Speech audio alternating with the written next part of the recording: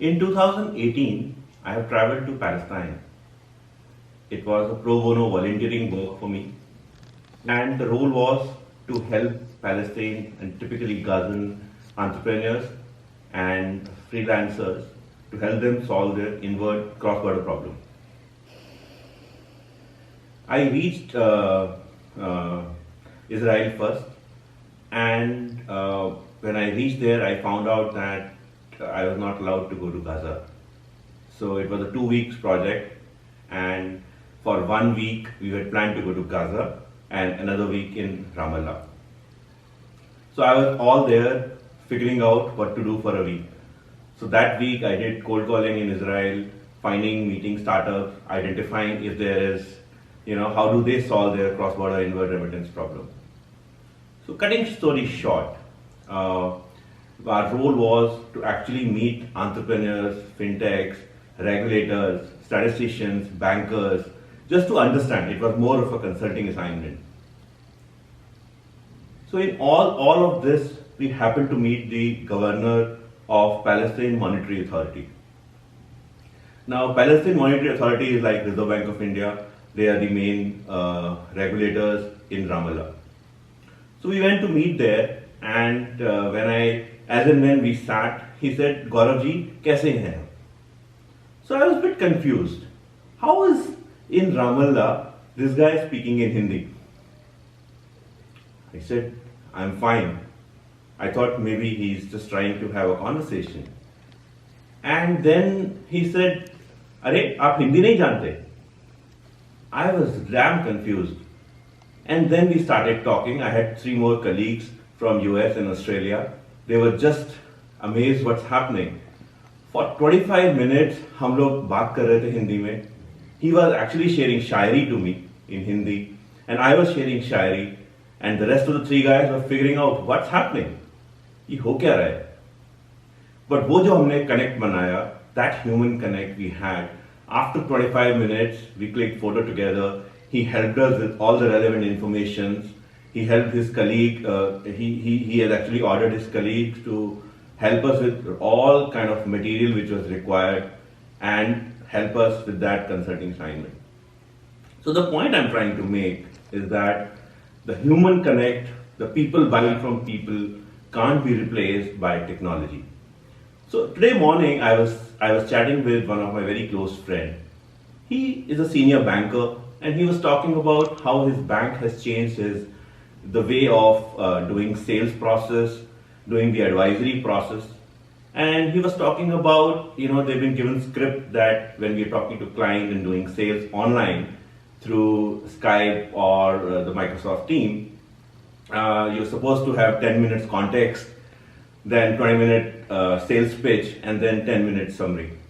While it's good to do that in this lockdown, but I think the human touch, the empathy, the closeness, the conversations, that technology really can't replace it. Well, technology can augment the sales process, but they really can't. Let me give you another example, and let me tell you, I have 16 years of sales experience, and I have done sales from B2C, B2B, institutional sales. I've sold $100 credit card products to a multi-million dollar deals. So let me share a couple of stories to prove a point. And this is not largely a sales story. My Bhabi is a head of department in Kasiga School in Dehradun. So she told me a very, very warm and heart-touching story I want to share. So she said that, it was about in 2016, there was a boy in class 10th. That boy was the most arrogant and naughty guy in that class. It was very, very difficult to handle him. Whole class was getting disturbed because of him. Almost all teachers were really disturbed by the way he was doing. Nobody was able to control him. And then those teachers actually reached out to Bhabi. So Bhabi actually asked him that let's go for a walk. So while they were walking, and they were just near the porch toward the garden, Bhabi put her hand on his shoulder. And that boy looked at Bhabi and he said, "Whom should I decide?"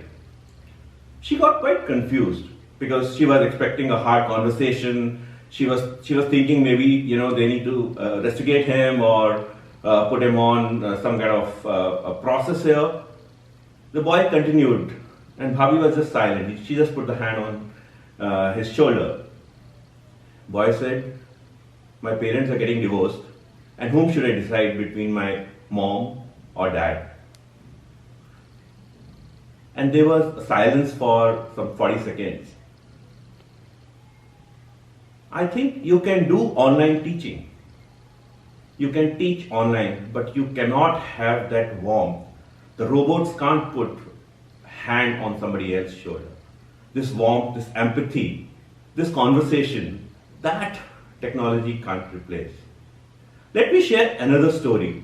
This story is really, really close to my heart, and I think you would relate to it well as well. Now, it was in 2017. I was chasing a multi-million dollar sales deal. And if you look at the B2B sales deal, it's a process wherein you have an NDA, you go for solutioning, case studies, demos, and then after 8 to 9 months sales cycle, you actually reach the LOI or a PO stage. So we have done everything. Sold the product, we have convinced the management, I have mapped from the junior level executive to the MD. We have a better product, better pricing, everything was fine. But we were not able to sign the deal. Something was missing. And I have tried everything. It was 14 months of the sales process. And I knew that the deal was really, really important for me. And the client also knew that the product was good. But something was missing. And I was really, really curious to understand what is that thing which is missing in this deal. So there it was that, I had to travel to another city for this meeting, and I used to do a morning evening, like go in the morning and come back in the evening flight.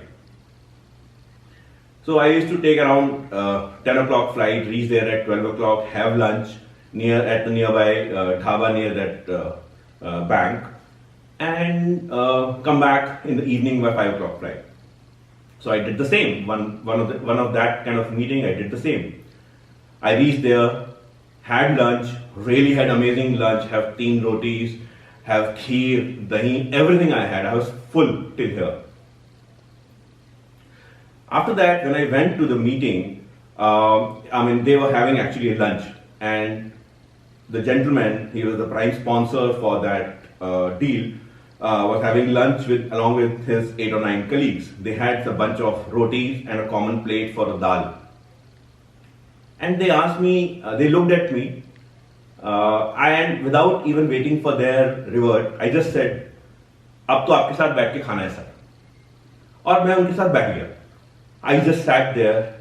I had lunch with them while I was really, really full. I had 3 rotis and dal with them.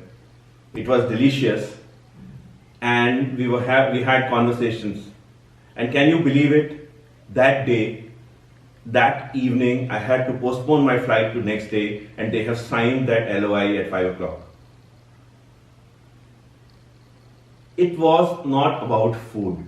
It was about their touching their heart. And I can tell you that time, I could have sold anything, because I have reached a place in that kind of sales process or that kind of human touch that we would have done anything for them. And this is beyond the product, this is beyond the process. People really don't understand that it's not about the product what you're selling or the low price what you're giving. Ultimately, people buy from people.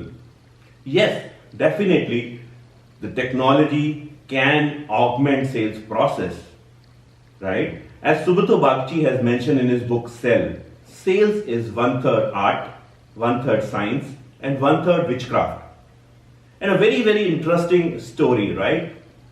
What we have seen in olden times, right? There was a street performer, right? In once upon a time, and he had 2 monkeys and dog. And he was once had a very, very bad day. Nobody was really coming to watch the street performance, and he was sitting idle, at one of the corner of the tree. So few people had just gathered, they were curious what's happening, and one of the enthusiastic guy asked him, so you're sitting idle, why not you show some performance? So that street performer mentioned, Tel tamaku tera, dekh tamasha mera. During the olden times, tel and tamaku were really precious. And what he meant was that if you are capable to pay, then only I will show you the performance. Which means that a smart performer or the sales guy needs to know that who is the Qadrdaan, Seherban and Meherban, not that anybody else. So you need to understand that when you're doing sales, whether the other guy is interested, have a capability to pay or not. And the reason why I have shared this story is that technology can really help you identify whether this guy has a capability to pay, whether he has a needs to pay, and it will help you augment your sales process. But people buy from people. Think of a Google map, right? You can drive a car, and Google Map can help you drive the discussion, help you drive the car. It will navigate you in the right process, but it will not help you drive a car. Well, self-driving is a different thing, but sales and technology can work together. But I again say, people buy from people. People don't buy from robots. Thank you so much.